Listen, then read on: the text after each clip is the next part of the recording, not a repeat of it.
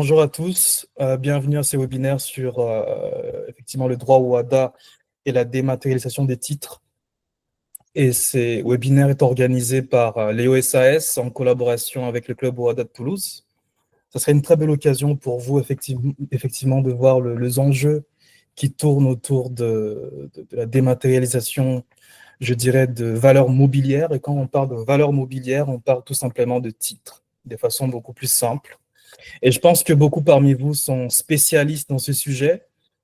Je pense que Fabrice vous donnera beaucoup plus d'éléments. Slide.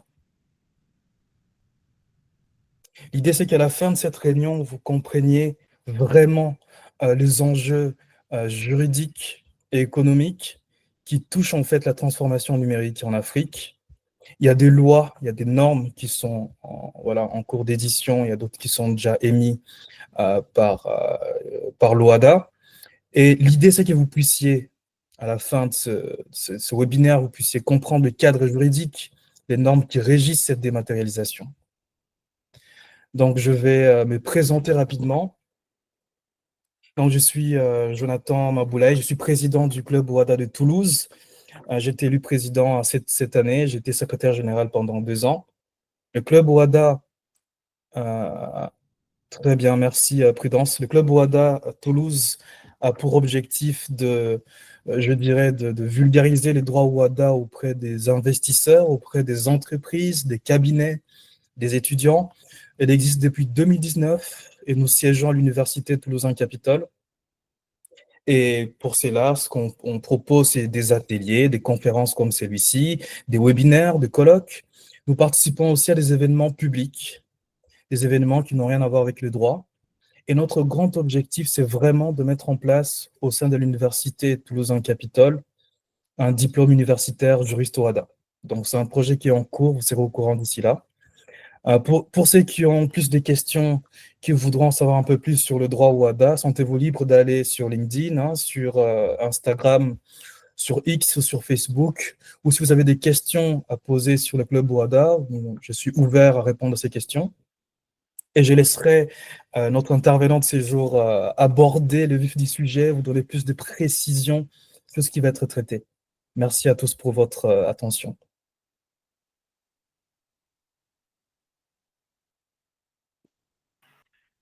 Merci Jonathan pour ton introduction, sacrée comme d'habitude. Bon, je vais prendre le relais, mais avant de commencer mon propos, je tiens à saluer la présence de Monsieur Jean-Baptiste Fatron, qui est avocat au barreau de Paris et également chef de la division des contrats à la Banque des États d'Afrique centrale, dont le siège est situé à Yaoundé, Cameroun. Et Jean-Baptiste Fatron, il a des acquaintances avec toi, Jonathan, parce qu'il a une résidence à Toulouse. Donc voilà. Et je tiens également à saluer la présence de Maître Estelle Guinjol et Étienne Marcel qui sont avec nous ce matin. Donc, moi, je suis le docteur Fabrice Nchatat, je suis le président de Léo SAS, président fondateur. Et je suis parallèlement enseignant-chercheur à l'Université Paris-Nanterre.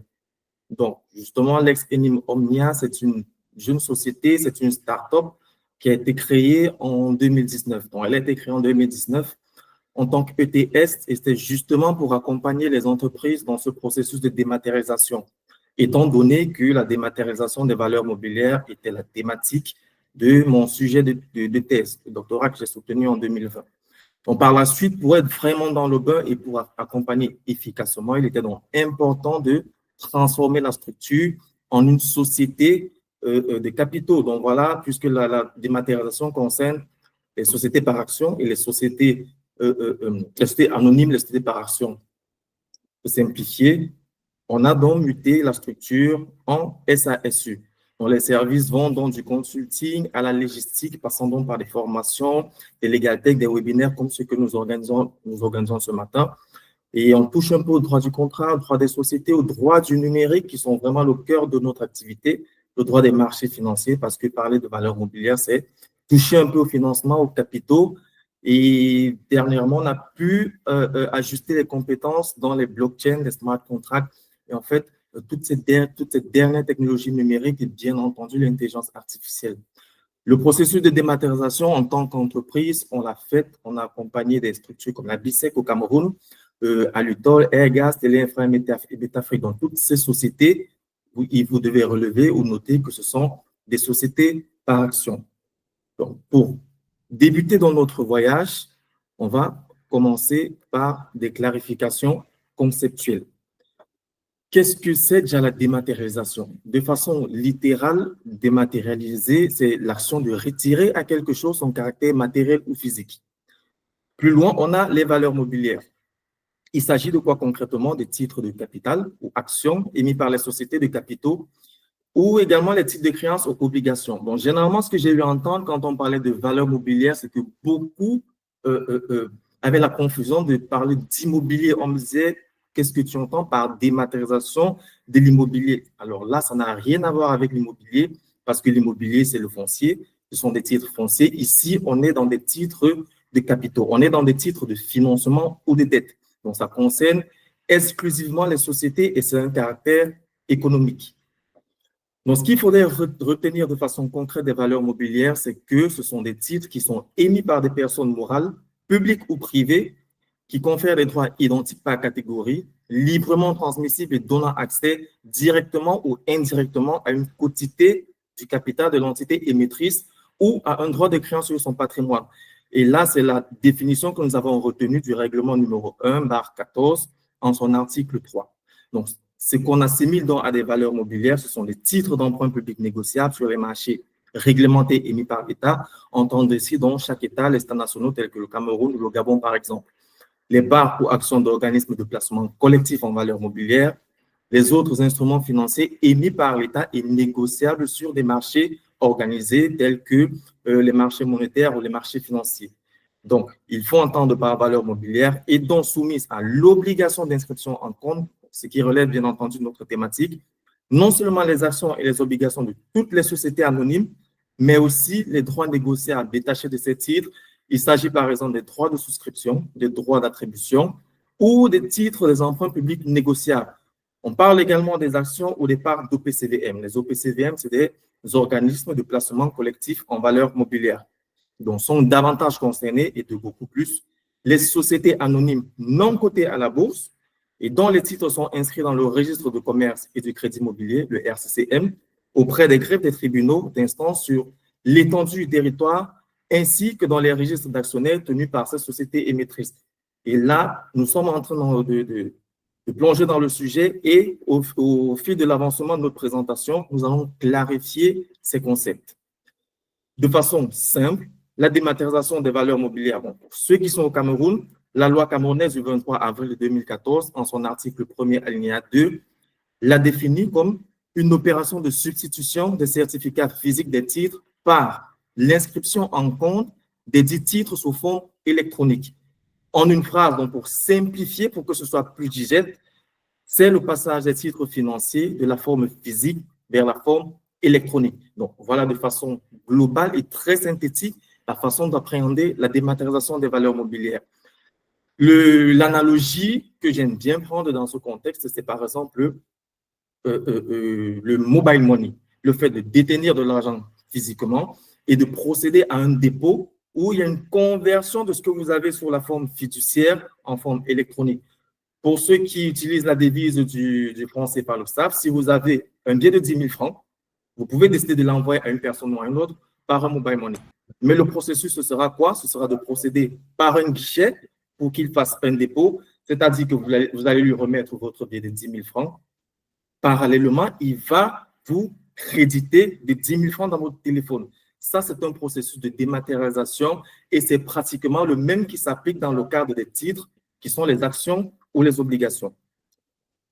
Donc, l'espace OHADA, je suis sûr que beaucoup ici le connaissent, c'est l'Organisation pour la mondialisation en Afrique du droit des affaires qui regroupe aujourd'hui 17 États membres, à savoir le Bénin, le Burkina Faso, le Cameroun, les Comores, le Congo, la Côte d'Ivoire, le Gabon, la Guinée-Bissau, la Guinée équatoriale, donc toutes les Guinées, le Mali, le Niger, la République centrafricaine, la République démocratique du Congo, le Sénégal, le Tchad et le Togo. Donc ça, c'est un espace auquel appartient l'UEMOA et la CEMAC. Bon, la CEMAC, c'est une communauté plus restreinte de 6 États membres à savoir le Cameroun, le Gabon, le Congo, Brazza, la Guinée équatoriale, la République centrafricaine et le Tchad. Bon, après ces clarifications, il serait important de comprendre le contexte de la dématérialisation des valeurs mobilières. Alors, pourquoi est-ce qu'on parle de dématérialiser? Tout simplement parce que, avant de dématérialiser, les titres étaient physiques. Sur cette image, vous avez une illustration des valeurs mobilières sous la forme physique en France avant la dématérialisation opérée dans les années 1980. Donc, quand on vous parle d'actions, voilà un peu comment est-ce que c'était représenté, que ce soit les actions nominatives ou les actions au porteur. Donc, ça, c'est quelques petites images illustratives qu'on a prises comme ça sur Internet pour vous mettre un peu dans le bain. Et qu'est-ce que ça avait comme implication? C'est que la gestion et la circulation étaient matérielles. Donc, toutes les transactions se faisaient sur papier. Pour revenir à l'exemple précédent en parlant du billet de 10 000 francs, ça suppose tout simplement que si vous avez 10 000 francs à Douala, qui est une ville du Cameroun, et que vous souhaitez l'envoyer à quelqu'un qui est à Yaoundé, une autre ville du Cameroun, la seule option, hormis la dématérialisation, c'est que vous devez vous déplacer ou trouver un intermédiaire. Et ça, c'est un peu les lourdeurs de ce que c'est, de ce qu'implique la gestion physique. Et c'était le même principe ou le même mécanisme qui s'appliquait dans la gestion et la circulation matérielle des valeurs mobilières. Donc, à l'international et quelques cas africains, en France, donc, à l'issue de toute cette lourdeur dans la gestion matérielle des titres, la dématérialisation des titres a été initiée par la loi de finances pour 1982, numéro 81-1160 du 30 décembre 1981, qui a rendu obligatoire l'inscription en compte des valeurs mobilières, supprimant ainsi leur matérialité physique. Au niveau de l'OICV, il y a une recommandation numéro 6 sur les règlements de titres qui disent que pour des raisons de sécurité autant que d'efficience, les titres devraient le plus largement possible être immobilisés ou dématérialisés chez le dépositaire central de titres et transférés par passation d'écriture sur les livres de ces derniers. Aux États-Unis, on a le même phénomène qui est observé, car la notion et le régime de la dématérialisation des titres sont introduits à travers le concept de Security Entitlement dans le cadre du Uniform Commercial Code adopté pour la première fois en 1952. Par le concept de Security Entitlement, il faut comprendre ici que c'est l'ensemble des droits d'un titulaire à l'égard d'un intermédiaire teneur de compte. On observe également la dématérialisation des valeurs mobilières en Afrique, en Tunisie par exemple, avec la loi numéro 2035 du 21 décembre 2000 et le décret numéro 2001-2728 du 20 novembre 2001 qui pose les conditions d'inscription des valeurs mobilières et aux intermédiaires agréés pour la tenue des comptes en valeurs mobilières. Plus avant, le Maroc instaure la dématérialisation des titres en 1997 via la loi numéro 35-36 du 9 janvier 1997, relative à la création d'un dépositaire central qui s'appelle Maroclear et à l'institution d'un régime général de l'inscription en compte de certaines valeurs. Donc, il faut comprendre que la dématérialisation dans l'OHADA, ce n'est pas une innovation de l'OHADA, c'est un concept, c'est un mécanisme qui a été mis en œuvre par beaucoup d'États africains et à l'international dans les années 1960 à 1980. Voilà. Donc, dans l'espace OHADA, pour revenir au cœur du sujet, il y a quelques risques inhérents à la gestion des titres physiques et l'apparition du marché financier. On parlait justement d'une gestion et d'une circulation matérielle. Dans l'espace OHADA, elle est duale parce qu'on a d'une part une circulation matérielle et d'autre part une circulation immatérielle. Il y a la disparition de l'instrumentum du support physique, la perte des volets qui entraîne inévitablement celle du droit qui représente. Donc, ça suppose que si vous avez un titre et que vous le perdez, vous perdez également des droits qui sont rattachés. Ça, c'est un inconvénient de la gestion matérielle. Il y a l'impossibilité de vérifier la capacité et la qualité du détenteur de titre au porteur puisqu'il est présumé possesseur de bonne foi. Donc, pour les juristes ou avec le précepte selon lequel en matière de meubles de possession de vos titres, on sait un peu à quoi ce mécanisme renvoie. Et ce sont des inconvénients de la détention physique des titres. Et il y a en outre ce qu'on a pu relever, qu'on appelle les fraudes à la réserve successorale par des détournements ou les soustractions des titres de défunts. Donc ça également, c'est un gros inconvénient dans la gestion de la détention des titres physiques. Par ailleurs, ce qui justifie le contexte de la dématérialisation, c'est l'instauration de la dématérialisation des titres cotés par les marchés financiers de l'UEMOA, ça c'est en 1997, et de la CEMAC dans les années 2000. J'ai un petit souci avec mes slides qui prennent un peu à prendre. Pardon. Donc, dès 1999, la dématérialisation s'impose à travers le marché boursier, donc la BVMAC, la Bourse des valeurs mobilières d'Afrique centrale, et la DXX, la défunte DXX, qui est la Douala Stock Exchange, sur lequel les valeurs cotées circulent de compte à compte pour les opérations de règlement-livraison. Au Cameroun, jusqu'à l'entrée en vigueur des textes sur la dématérialisation en 2014, il coexiste deux modes de gestion des valeurs mobilières et autres titres financiers. D'une part, on a une gestion scripturale et immatérielle. Il s'agit tout simplement ici des valeurs inscrites à la cote de la partie flottante. On a les obligations du trésor à coupon zéro, on a les obligations ordinaires du trésor qui sont traitées par les banques et les assurances. Et d'autre part, on a une gestion matérielle qui sont les valeurs inscrites à la cote de la DXX, de la partie non flottante, les valeurs émises par les S à non cotés, les bons du trésor, dont les trésors qui émettaient des titres qui sont les obligations du trésor à coupon zéro et les obligations ordinaires du trésor étaient émises de façon dématérialisée, tandis que les bons du trésor étaient émises de façon matérielle. Il y avait donc cette double gestion au Cameroun qui faisait en sorte que ce n'était pas facile de gérer en même temps les titres dématérialisés d'une même structure et parallèlement les titres non dématérialisés de la dite structure. C'est en fait tout ceci qui a poussé à consacrer le principe et le mécanisme de la dématérialisation des valeurs mobilières. Et pour aller plus loin, il faudrait comprendre quels sont les enjeux de cette dématérialisation. Le premier enjeu, c'est bien entendu la dynamisation du marché financier, parce que plus on a des titres qui sont dématérialisés, plus on a des transactions sur le marché. Et cela concourt également à la modernisation du marché des titres, parce que sur le marché coté, bien entendu, il circule un ensemble de titres qui sont dématérialisés, qui favorisent justement la célérité des transactions sur titres, parce que désormais, le transfert se fait par virement de compte à compte et non plus de la main à la main. Il y a en outre la sécurité des porteurs du titre contre les pertes, les vols, les destructions et les falsifications, parce que dans ce contexte, les titres sont désormais tenus via des logiciels, dont des machines, ce qui empêche qu'un titulaire va se plaindre qu'il a perdu son titre, le titre a été volé, il a été détruit ou falsifié. Il faut comprendre dans cet aspect que parler de falsification revenait tout simplement, pour ceux qui détiennent des titres physiques, à modifier parfois le nom qui est contenu sur le titre. En termes de perte, c'est tout simplement le fait d'être un peu négligent et de ne plus retrouver son titre. Le vol, il peut être dérobé parce qu'il est bien entendu physique, et il peut être détruit. Il y en avait qui mettaient des titres dans des coffres forts et après qu'ils ne les retrouvaient plus. Ou des intempéries, c'est autant d'événements, autant d'inconvénients qui étaient rattachés à la gestion matérielle des titres qui ont ressorti ou démontré l'importance d'une gestion dématérialisée des titres. Il faut bien entendu aussi parler de la protection de la réserve successorale, voilà, dans la mesure où les titres sont sécurisés parce qu'ils sont dans un logiciel. Et étant donné qu'ils sont dans un logiciel, c'est-à-dire qu'il y a une traçabilité, il y a un suivi. On sait quel titre appartient à qui, quel est le compte, quelle est la quantité. Par contre, lorsque le titre il est physique, c'est quelque chose que vous pouvez détenir chez vous. Et lorsque le décujus n'y est plus, on ne sait pas exactement qui est l'ayant droit.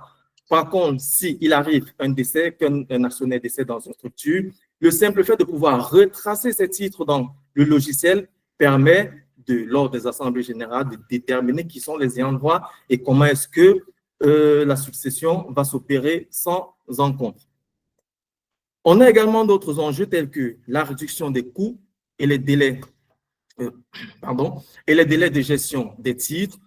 On a l'automatisation des opérations, les assemblées générales, les dividendes, les coupons, lors d'augmentation et de réduction de capital.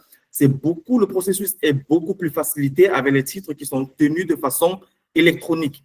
On a également l'ouverture aux investisseurs internationaux avec l'ISIN. Donc, l'ISIN, c'est tout simplement l'identifiant numérique international qui est reconnu à une société et à la quantité des titres qui sont émis par la dite société. Le renforcement d'une économie résiliente.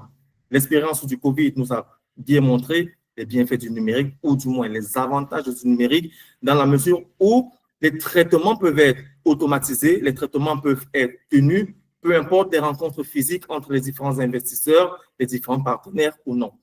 Et quand on parle de promotion du lean management, il s'agit ici tout simplement de relever la propagande de la réduction du stockage. Parce que les titres qui sont émis, si vous êtes une société qui émet 500 000 titres, alors vous devez vous attendre à fabriquer autant de titres pour tous vos actionnaires.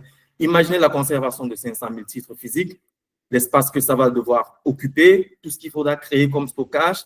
Avec la dématérialisation des titres, justement, on a cet avantage de pouvoir tout gérer de façon électronique. Donc, tous ces enjeux ont montré un peu les bienfaits, les avantages de la dématérialisation, et c'est dans ce contexte qu'il y a eu des textes qui ont été pris dans l'espace OHADA ainsi qu'en zone CEMAC. Alors, en droit OHADA, qu'est-ce qu'on a? Premièrement, on a l'article 767 alinéa 2 de l'acte uniforme relatif aux droits des sociétés commerciales et du groupement économique du 17 avril 1997 qui disposait que pour les sociétés faisant appel public à l'épargne, qu'elles soient nominatives ou au porteur, les actions peuvent être représentées par une inscription dans un compte ouvert au nom de leur propriétaire et tenue soit par la société émettrice, soit par un intermédiaire financier agréé par le ministre chargé de l'économie et des finances. La transmission s'opère alors par un virement de compte à compte. Donc, ce qu'il faut comprendre, retenir dans ce contexte, c'est que la dématérialisation a été consacrée par le droit OHADA en 1997, mais ici, c'était simplement facultatif.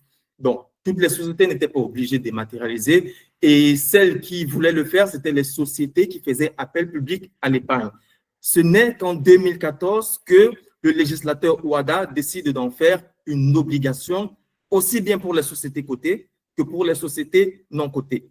Car en 1997, lorsque le législateur décide de consacrer la dématérialisation des titres, c'est uniquement pour dynamiser les marchés financiers. Par contre, en 2014, l'objectif, il est bien plus là, c'est dynamiser l'environnement économique dans sa globalité. Donc, on peut lire dans l'article 744-1 que les valeurs mobilières, quelle que soit leur forme, doivent être inscrites en compte au nom de leur propriétaire. Elles se transmettent par virement de compte à compte. Le transfert de propriété des valeurs mobilières résulte de l'inscription des valeurs mobilières au compte titre de l'acquéreur. Il y a plusieurs implications juridiques que nous verrons lors du deuxième module qui est prévu pour demain, à savoir le fait que le transfert ne se fait plus de la main à la main. Et pour parler de mutation du droit de propriété, il faudrait que l'opération passe d'un compte à un autre. Il faudrait qu'il y ait un virement et qu'il y ait une nouvelle inscription du compte du cédant au compte du cessionnaire. En zone CEMAC, il y a un arsenal législatif aussi sur la dématérialisation des titres, à savoir le règlement communautaire numéro 6/03 CEMAC du 12 novembre 2003, portant organisation, fonctionnement et surveillance du marché financier de l'Afrique centrale, qui a été révisé le 21 juillet 2022 par le règlement communautaire numéro 01/22 CEMAC, UMAC, CM, COSUMAF. Ensuite, on a le règlement numéro 1/14 portant institution d'un régime d'inscription en compte des valeurs mobilières et autres instruments financiers dans la CEMAC, qui vient de façon concrète dématérialiser les titres de toutes les sociétés faisant appel public à l'épargne. Il y a également en zone CEMAC le règlement numéro 3/08 qui est relatif aux titres publics à souscription libre émis par les États membres de la CEMAC, qui relève de la cellule de règlement et de conservation des titres qui est bien entendu logée à la BEAC, la Banque d'État de l'Afrique centrale, et qui se charge des titres publics à souscription libre qui sont émis essentiellement de façon dématérialisée. Donc ici, on peut constater un peu les ancêtres de la dématérialisation des titres pour les sociétés non cotées. On a également le règlement général de la COSUMAF qui a été mis à jour le 23 mai 2023 avec beaucoup d'innovations, à savoir le statut d'EPSAN ainsi que les jetons numériques, donc pour bien entendu rentrer dans le contexte de la blockchain.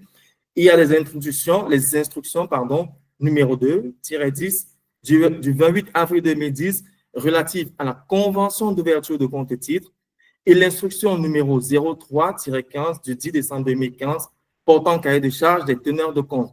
Il s'agit là des instructions qui visent à accompagner les acteurs dans les modalités pratiques de la mise en place de cette dématérialisation.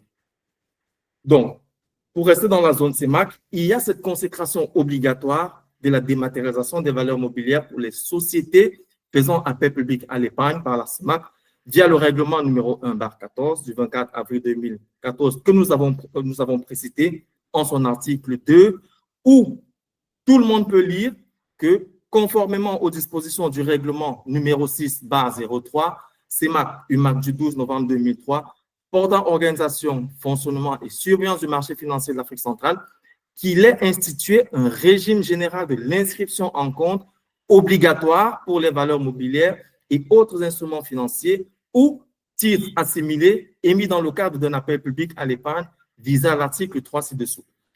Parallèlement, en 2014, il y a une consécration obligatoire de la dématérialisation des valeurs mobilières, aussi bien pour les sociétés cotées que pour les sociétés non cotées par le Cameroun, et le Gabon également qui prend, similairement au Cameroun, un texte sur la dématérialisation des valeurs mobilières pour les sociétés cotées et non cotées. Ce qu'il faut comprendre dans ce contexte, c'est qu'en 2014, on avait un règlement communautaire qui légiférait sur la dématérialisation des titres des sociétés faisant appel public à l'épargne. Et en 2014, on a également un texte national qui légifère non seulement pour les sociétés cotées, mais également pour les sociétés non cotées. Il y avait une sorte de conflit de loi en 2014 pour les entreprises, par exemple camerounaises, qui se posent la question de savoir, une fois qu'on fait appel public à l'épargne, quelle est la réglementation qui s'applique à nous? Est-ce que c'est la loi camerounaise? Est-ce que c'est le règlement CEMAC? Avec la fusion des marchés qui est intervenue en 2019, au sortir de laquelle la BVMAC et la DXX se sont mises ensemble, ont fusionné pour ne former qu'une seule institution qui est aujourd'hui la Bourse des valeurs de l'Afrique centrale, la BVMAC, on a une division des prérogatives. La résultante est que pour les organes communautaires, l'inscription en compte des valeurs mobilières pour les sociétés faisant appel public à l'épargne, et pour les États, la dématérialisation des valeurs mobilières pour des sociétés non cotées. Ça suppose qu'aujourd'hui, une société qui voudrait faire appel public à l'épargne, qu'elle soit au Cameroun, au Gabon, au Congo, en Centrafrique ou dans n'importe quel pays de la CEMAC, une fois qu'elle fait appel public à l'épargne, elle doit suivre la réglementation de la CEMAC. Mais si la société est non cotée, pour les sociétés camerounaises et celles gabonaises, elles doivent se tenir à leur législation respective. Donc, ça, c'est l'essentiel de ce qu'il faut retenir de la législation dans l'OHADA et particulièrement dans la CEMAC. De façon concrète, pour éplucher un peu le corpus normatif au Cameroun, il y a bien entendu la loi numéro 2014/007 du 23 avril qui fixe les modalités de dématérialisation des valeurs mobilières au Cameroun. Il y a également son décret d'application numéro 2014/3763/PM du 17 novembre 2014. En outre, on a le Code général des impôts qui est survenu pour dire que oui, il faudrait que les titres soient dématérialisés. Le règlement du dépositaire central qui n'est autre que la Caisse autonome d'amortissement. L'instruction numéro 5 du dépositaire central relative à la procédure de collecte et dématérialisation des titres physiques.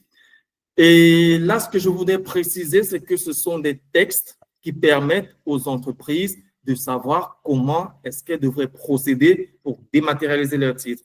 Parallèlement, pour les personnes qui sont conseils ou qui sont des avocates, il faudrait s'approprier ces textes-là pour pouvoir conseiller vos clients, accompagner efficacement vos clients dans ce processus de dématérialisation des titres.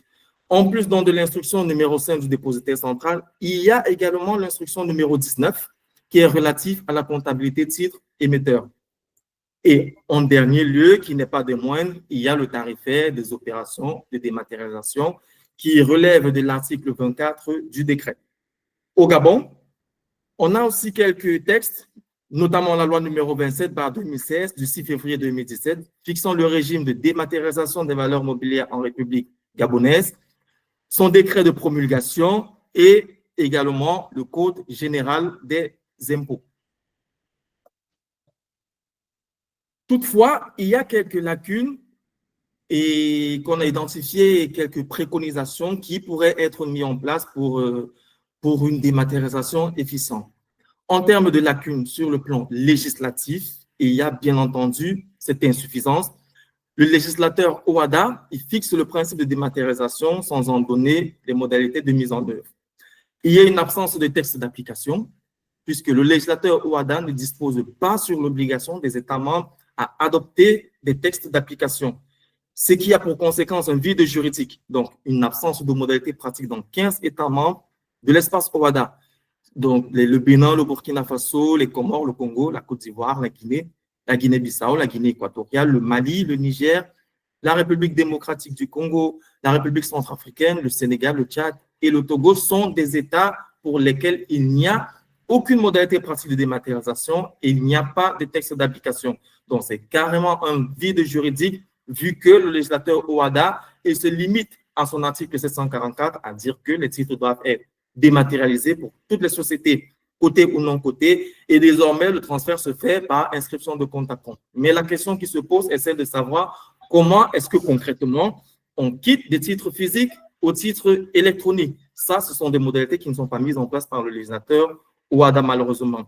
Il faudrait donc, en plus de ces dispositions, que les États parties essaient de légiférer chacun et de prendre des textes d'application comme le Cameroun et le Gabon l'ont fait. Donc, à défaut d'une uniformisation des dispositions sur cette dématérialisation, les États devraient se saisir de la question pour qu'il y ait une avancée de ce processus dans les États membres, afin, bien entendu, d'atteindre les objectifs de dynamisation et d'attractivité économique qui sont consacrés par le traité de 93 de l'OHADA. Donc, ce qu'on pourrait proposer comme solution, déjà à l'endroit du législateur, ce serait de décliner un véritable processus de dématérialisation dans l'OHADA, comme c'est par exemple le cas de la constitution de société commerciale, livre 1 de la partie 1 de l'AUD-SCJU, des articles 4 à 120, on a un processus qui est suffisamment détaillé pour éclairer tous ceux qui voudraient créer les différents types de sociétés. Donc, dans un souci d'effectivité, le législateur OHADA pourrait, par exemple, ce sont des préconisations, s'inspirer du Cameroun et du Gabon, où les sillons sont déjà tracés sur la question. Plus loin, on pourra avoir un renvoi manifeste aux législateurs nationaux. Donc, il s'agirait dans ce cas, pour le législateur OHADA, de déléguer officiellement la compétence aux États membres de prendre des textes organisant la procédure de dématérialisation des valeurs mobilières sur les territoires respectifs, comme il l'a fait pour la répression des infractions incriminées dans certains actes uniformes. On peut citer ici, par exemple, l'AUD-SCJE et l'AUD-CG, en donnant aux États la latitude de légiférer sur les sanctions pénales applicables. Donc ça, c'est un cas d'école où le législateur s'est contenté ou s'est limité à incriminer des faits et à renvoyer la compétence aux États nationaux de dire « nous n'avons pas la souveraineté des États, on ne la revendique pas, donc à votre niveau, il faudrait poser les bases qui vont sanctionner les acteurs qui ne respecteront pas les incriminations que nous avons posées dans les actes uniformes. » On pourrait assister à ce mécanisme-là aussi pour la dématérialisation des valeurs mobilières pour que le mécanisme en soi puisse prendre et puis être effectif et efficace. Donc, en termes de synthèse des points abordés, ce qu'il faudrait retenir de cette présentation, c'est qu'il y a une célérité et une sécurité des titres qui sont des enjeux phares de la dématérialisation, puisque ça permet une attractivité économique renforcée et une sécurité juridique accrue. On a un texte uniforme sur cette dématérialisation, vu qu'on a une harmonisation juridique au principe. Toutes les sociétés doivent dématérialiser, aussi bien cotées que non cotées, qui sont dans l'espace OHADA. Partant du Cameroun jusqu'aux Comores, en passant par la République centrafricaine, par exemple, toutes les sociétés sont soumises à ce principe. Par ailleurs, on a une réglementation sous-régionale. On a un règlement CEMAC. On a 2 textes nationaux, le Cameroun et le Gabon, donc, qui sont un peu les seuls à avoir pris les devants par rapport à cette initiative de dématérialisation. Dans l'UMOA, jusqu'à présent, on a constaté ou relevé aucun texte qui consacre le principe, excepté ceux qui encadrent le marché financier dans l'espace UMOA. Donc, ce qu'on peut ajouter, c'est que par rapport à ce mécanisme ou par rapport à ce processus, il y a des formations qui sont avancées, il y a des modules spécialisés sur le droit financier et sa pratique. Il y a également un accompagnement personnalisé, un conseil adapté aux besoins spécifiques des entreprises et il y a des outils modernes, des accès à des solutions numériques pour simplifier les démarches. Donc, parler ici de de solutions numériques, c'est des outils, des logiciels qui permettraient de gérer électroniquement des titres. Et ce que nous pouvons proposer en tant que société, c'est des solutions juridiques et numériques pour dématérialiser vos titres ou ceux de vos clients en toute sérénité. Donc, il faudrait souscrire aux formations parce que là, on a commencé avec un webinaire pour planter le décor en termes de législation, en termes de processus et d'implication que nous verrons dans le module 2 demain parce que le programme il est suffisamment vaste pour le tenir en 1 heure. Ça fait une certaine quantité d'informations. On a préféré diviser en 2 pour permettre aux gens d'assimiler déjà les informations qui sont données aujourd'hui. Demain, il y aura la suite pour rentrer au cœur du processus. Donc, il ne faudrait pas hésiter à souscrire aux formations pour avoir plus de connaissances et plus de compétences sur la question, parce que plus tard, d'ici 1 mois, il y aura une thématique sur la gouvernance et la dématérialisation des titres.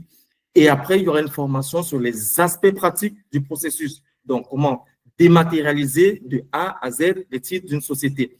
Vous êtes une société anonyme ou vous accompagnez une société anonyme. Quelle est la première étape que vous enclenchez pour parvenir à des titres électroniques pour votre structure? N'hésitez pas à profiter de notre accompagnement car vous pouvez recevoir un diagnostic juridique personnalisé et gratuit pour évaluer l'alignement de vos pratiques aux exigences de dématérialisation et bénéficier de conseils précis pour sécuriser vos processus. Puisque en plus des lois qui ont été citées dans la présentation, il y a d'autres textes subsidiaires tels que des avis du dépositaire central, il y a des instructions qui sont annexées à toute cette paperasse là dont il faudrait maîtriser les contours.